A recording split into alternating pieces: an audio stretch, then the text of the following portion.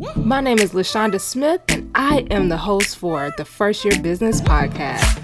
I created this podcast so it can be used as a tool to help guide you through your first year in business. I will talk about the struggles, the tips, the do's, the don'ts, the highs, and the lows. You name it. So, grab a glass of wine, get relaxed, maybe get a pen and paper so you can take notes, and I hope you enjoy today's show. Welcome to episode 4 of the First Year Business Podcast. If you are watching or listening to the episode 4 of the podcast, then you're a real one, because I have posted 4 times. Well, technically 5 times, but I'm just saying, I am super proud and so excited for you to be here. Of course, I am your host for the podcast. My name is Lashawnda, aka the First Year Business Coach, and we are going to be hopping into some really good stuff today. Today, we're going to be covering the 7 must-haves when you are about to start a business. So before I get started, if you prefer to watch your podcast like I do on YouTube, we do have a video podcast over on YouTube. All you have to do is look up the First Year Business Podcast and you will be able to watch the video format of this podcast episode. But I digress. We're going to hop right on into it. So the reason why I wanted to do this topic is because I know that when you are starting your business, you have a lot of moving parts. You have a lot of people telling you a whole bunch of different things that you need to do. You need to get started. And I think that these are the core things that you need to make sure you have in place before you start promoting, before you start buying inventory or anything like that. Like, these are the things that you need to get squared away, point blank. Now, disclaimer. I'm going over the things assuming that you have already legalized your business, assuming that you have already gotten your LLC filed and everything, because I kind of feel like that's to do that. So I'm not going to cover that specifically, but these are the other things that I feel like you need to do once you get your LLC and you're ready to kind of get your stuff going. So let's hop in. The very first thing is a business plan.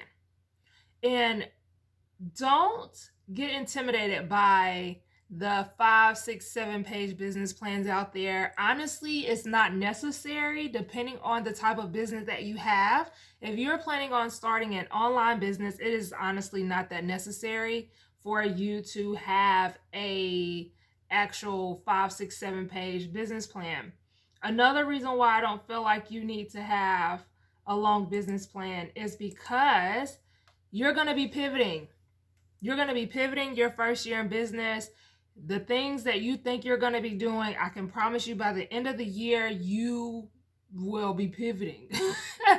But you do need to have a solid business plan. And just to name a few things that you need to include in your business plan is the offers that you're going to be promoting, or your top signature offers that you plan on offering in your business. You need to make sure you have a marketing strategy in place. You need to have a business summary. Like, what is your business model? Is it more quantity, or is it going to be more of high demand? Like, do you need a lot of volume in order to hit your goals? Or is it going to be more so as high ticket, so you don't need as many people to book or purchase your product? You need to know all of these logistics, because if you don't, you're going to be in the middle of your business revamping and fixing and having to take a step back to plan this stuff out on the fly. And we don't want to do that, because the best way to hit your goals is to have a plan in place before you even start working towards your goal. So that's the very first thing that you need to have. If you need help with your business plan, this entire month, I'm going to be going over how to create a business plan for your business. I'm also doing group coaching for helping you create your business plan. So if you are interested in that, all you have to do is click the link in the show notes, and whenever you click the link in the show notes, it's going to tell you the different times that I have available for that if you are interested in doing the group coaching program. So the next thing that you need to have is a launch plan. You need to have a launch plan. You need to have something that is structured, so when you are ready to go live on social media and show your business off, you need to know exactly how you're going to do it. You don't want to launch to crickets. Essentially, you want to be figuring out how are you going to start building your audience now at the early stages before you ever launch a product. So when you launch, you're actually launching to people that have been interested and who are eager to see what you have to offer versus posting your photo of your item and being like, hey, I'm live now about my stuff, and don't nobody know you, ain't nobody heard of you before today. Like, give yourself the best chance by launching. Now, the next thing going into like more, I got to be careful with my wording because some of these things are more important than others, but all of these things are important as well. So the next thing that I want to talk about is you need to have an expense or revenue tracker. And the one that I personally use is QuickBooks. You need something to prepare you for tax time because you don't want to wait until tax time to be trying to get all your stuff together and then you didn't track everything, you didn't keep your receipts, you didn't keep track of what you spent, you didn't keep track of what your revenue was. So QuickBooks is an easy way to do it. You can actually put it on your phone. I absolutely love QuickBooks. If I wasn't recording with my phone right now, I will actually show you, but I'm recording with my phone, so I can't. But with QuickBooks, it will actually track your mileage. If that's a part of your business, you can keep track of how many miles you do, like gas, all of that. It tracks all of your expenses and all of your spending. So you can link your business card, which we'll talk about that in a second, but you can link your business account to your QuickBooks. And when you link your QuickBooks with your business account, it's going to show every single transaction and you could just swipe for the expenses. Like, okay, this was an expense, this was an expense, this was revenue. And you can also create, I don't remember what it's called in a thing. I want to say it's like, I don't want to use the wrong terminology, but it's actually something where if you have a reoccurring expense charge or a reoccurring sale from a specific platform, it will track that, and anytime it shows up, it automatically goes to what it's supposed to go to. So you don't have to keep swiping. I want to call it like a system, like a pre-set up system, where if you are always buying your inventory from, like for me, it's from Lulu. Anytime they see a Lulu transaction on my card, it's set up where it's going to automatically go as a business expense. So I don't have to keep doing that. I hope that makes sense. But you want that because it's going to make it so much easier for you when you get ready to file taxes. And one thing that I personally like about it is that it shows how much you've profited and how much you've spent in expenses. And when I tell you, I didn't realize that I was spending as much as I was spending on my business. And I saw that number up there, and it also kind of gives you an estimate of how much they think you'll be paying in taxes as well. So I think that for a new business owner that is not really sure how they're going to file their taxes, they don't really know what they need to keep up with, I think having something like QuickBooks, and I think it's like $10 a month or something like that, is a really, really, really good tool to have in your back pocket when you're about to start your business. Moving on to the next thing, when I kind of brushed over this, you definitely need a business bank account. Do not try to combine your personal account with your business account. Don't do it. Don't do it. You need to set up a specific account so that you can have everything separated from the very beginning. Not only do you need to do this for tax reasons, but you also need to do this because you need to get used to keeping your stuff separated. And if, Lord forbid, something happens and you have to go to court or whatever happens and someone's suing you, or you don't want to have your personal stuff combined with your business stuff. You don't, because then now you're risking them taking your personal income towards your business, and you may not have wanted to have that together. So, and then there's other reasons why you want to have a personal or a business bank account as well. You get different perks when you have a business bank account, and you can start like applying for like credit, and especially depending on the type of bank that you have, You know, you just get different perks. So I love having a business bank account. So that way when I'm paying for stuff, I have my separate card that I can scan versus having to use my personal card. Like, I know that this is for business purposes. And then it makes it easier for you to implement QuickBooks because you know every single thing that is on that card is going to be either a business expense or is going to be a revenue source.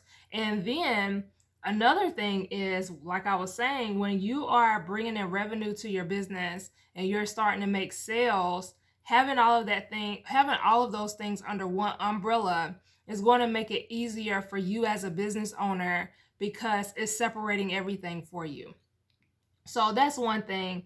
The fifth thing that you want to make sure you have when you're about to start a business is a payment processor. You need a way to take payments. So this could be through Stripe, this could be through Shopify, this could be through Square, it could be through PayPal. Whatever your primary source of taking payments, you need to go ahead and have that set up now because they are going to ask you some personal information. And one thing that I'm dealing with right now currently, I had a PayPal account for my previous business, but I hadn't set up a PayPal account for brand planners. And that's my current, like one of my current businesses, but I hadn't set up my payment or PayPal account for that. And when I tell you, they asked me for a whole bunch of information that, because I've never had to add all that stuff to my other account. So I wasn't prepared.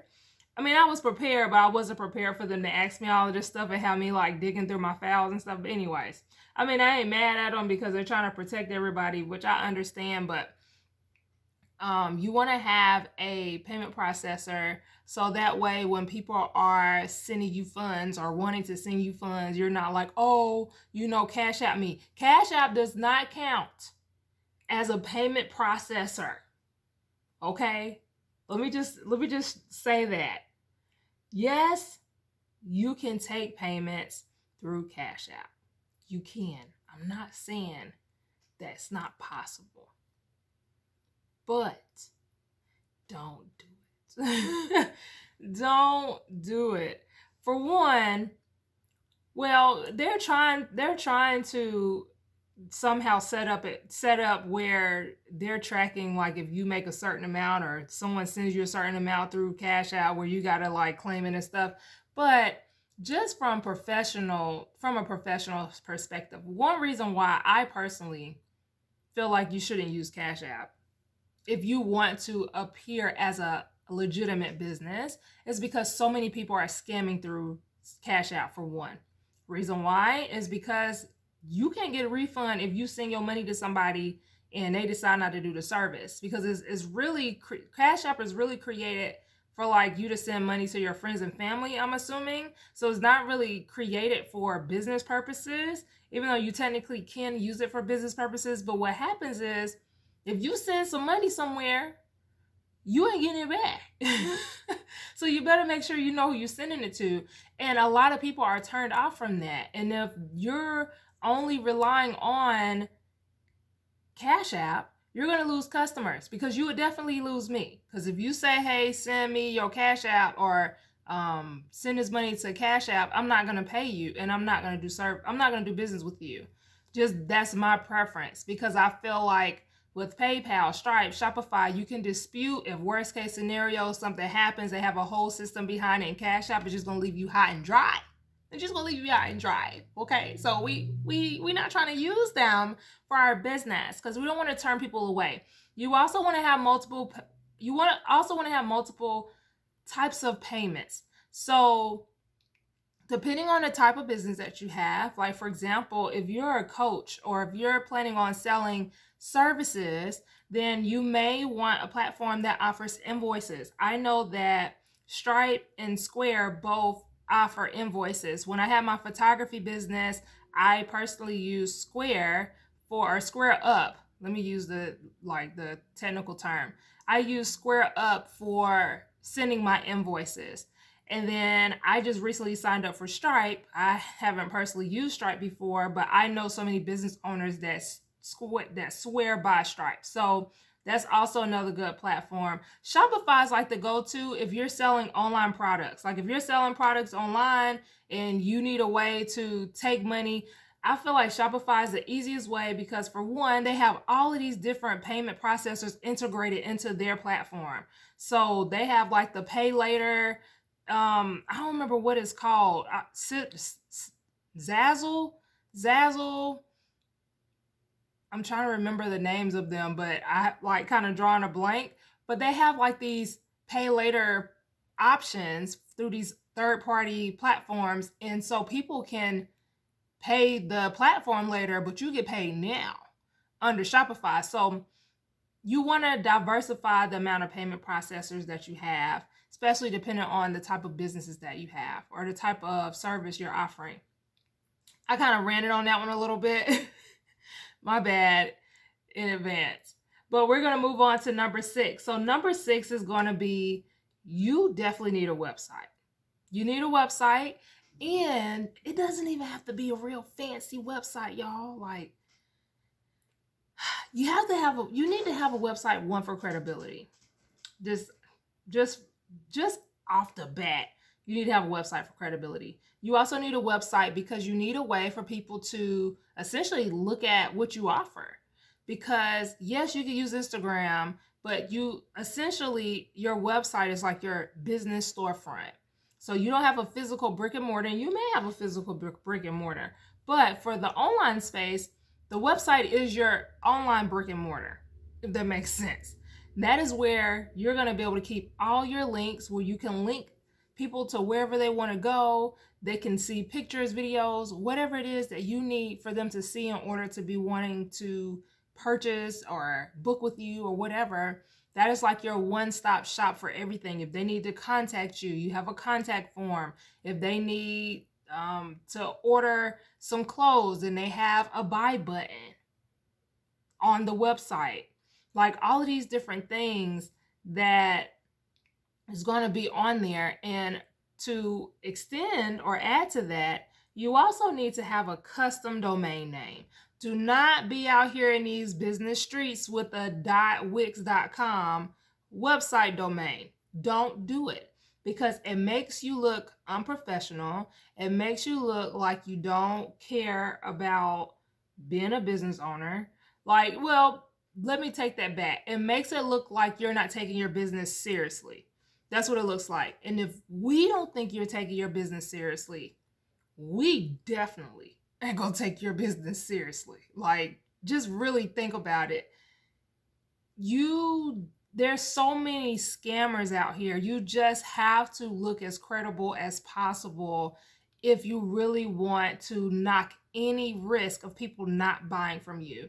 And from a professional standpoint, you definitely need a custom domain name. They're like $10. So like there's literally no excuse for you to not have a domain name. And you could do so much with it. Like even when you get your domain name for your website, you can also add on an email address that goes with that domain. So that's when you get the info at and then your businessname.com versus having to do your businessname07@gmail.com.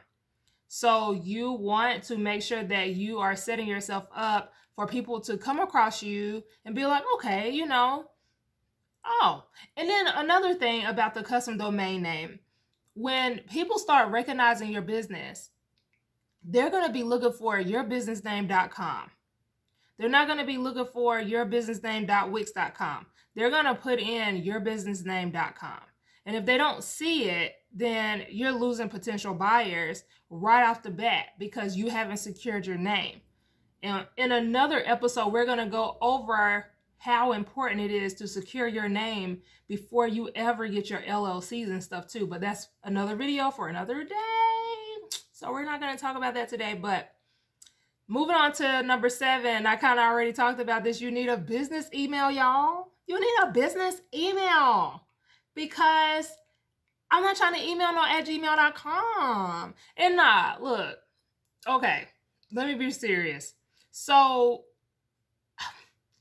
if you are really on a budget, if you're really on a tight budget and you are seeing that a lot of this stuff is like costly. And honestly, a lot of the stuff that I've mentioned are not costly, but let's just say you on like a budget, like a tight penny pitching budget,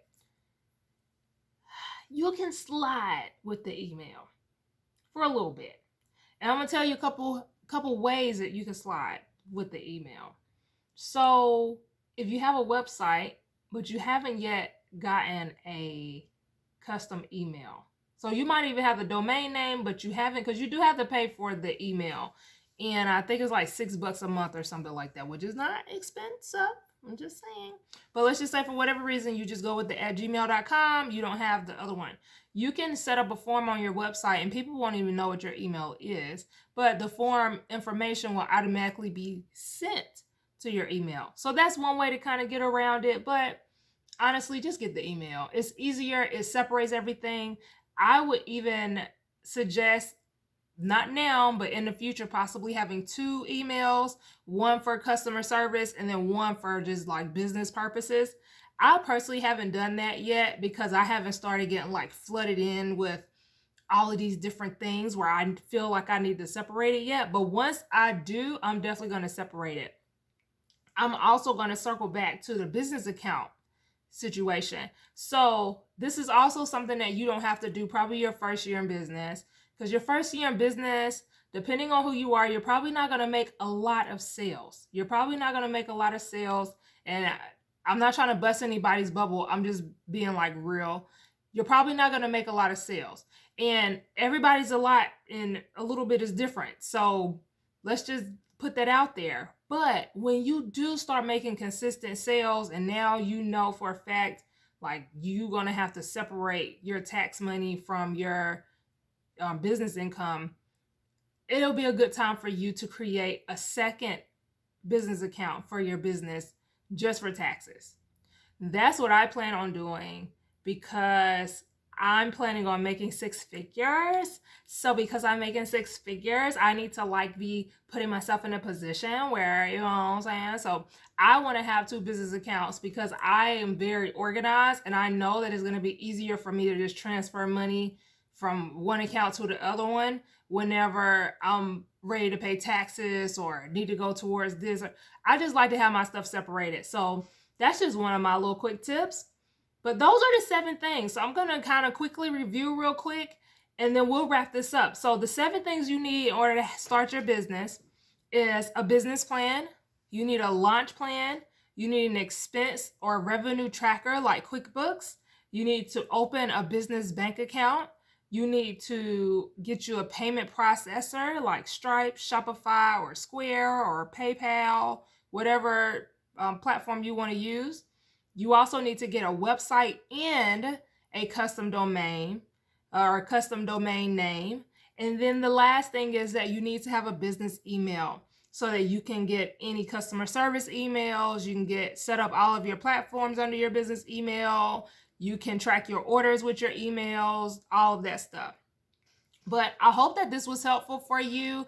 I really wanted to talk about this because I know we're going towards the end of the year, and I know we're going to be, once we get to the new year, a lot of people are going to be starting their businesses. So I know a lot of people are probably going to circle back to these type of episodes because you're going to need to know what you need to have for your business. But like I said, I hope that this was helpful for you. If you're watching this on YouTube, thank you so much. Make sure that you drop a comment below if you are starting a new business, and let me know what business you're starting. I would love to have a conversation with you guys in the comments. And if you're listening to this on audio, yeah, I don't know why I'm like just stuttering and stuff today. I don't know what's going on. It must be the cappuccino or something. I don't know. But if you're listening to this on audio, then hey y'all, thank you so much for listening. I wish that there was a way for you to drop your comments if you were listening to this on audio, but there's not. So if you could maybe leave me a review, if that's a thing. I'm not really sure how this works. I'm still learning about the podcast life, okay guys, so just bear with me. But thanks again. I can't wait to hear from you guys, or I can't wait for you guys to hear from me in the next episode. The next episode, we're going to be talking about the 5 things you can put